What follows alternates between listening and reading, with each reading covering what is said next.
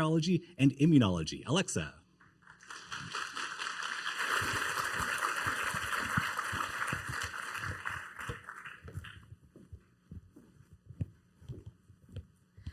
All right, everyone.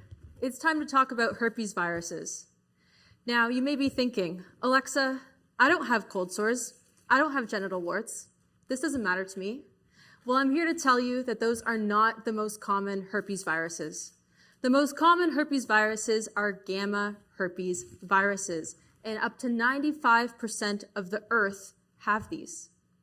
Now, the good news is that most of us will go our whole lives without knowing that we're infected.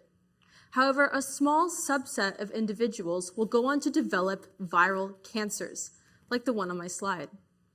Now, you may already know some of these viruses. Has anyone here heard of mono or kissing disease? That's a gamma herpes virus. Now, we don't have any vaccines. We don't have any antivirals, and there is no cure. If you have a herpes virus, you have it for the rest of your life. The problem is that we don't know enough about them. We don't know how these viruses work, so how are we supposed to target them? The solution is research. I dedicated my PhD to discovering the biology behind these viruses, and today I'm presenting my newest paper that you get to see before it hits the press. I discovered how these viruses leave our cells, and this is critical if we're going to ever combat infection. Now, what I'm showing you on my slide is the old model. This is the exact model I had to memorize here at Dalhousie in my third year. And what it shows us is how we thought these viruses leave our cells.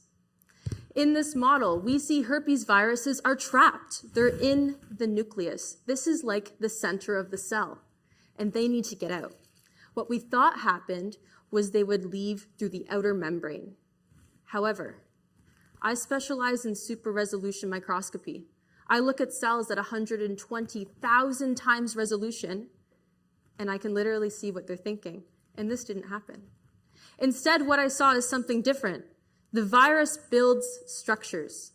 The virus remodels that interior. You can see my imaging there. Early on, we see a compartment form. It looks like a tube with a sphere at the end. Later during infection, you can see the virus enter these structures. See my image here. Those little circles are herpes viruses. Now, why? Well, these compartments act as secret highways. The viruses enter them, and they provide a shortcut to allow them to get out of the cell much more efficiently than butting at that membrane one by one. So come with me. If we look at the old model and try to develop therapeutics, nothing's going to work. And that's because we didn't know how these things actually leave. I'm finishing my PhD by rewriting the very model I used to study. Thank you for listening, and I hope you found my talk infectious.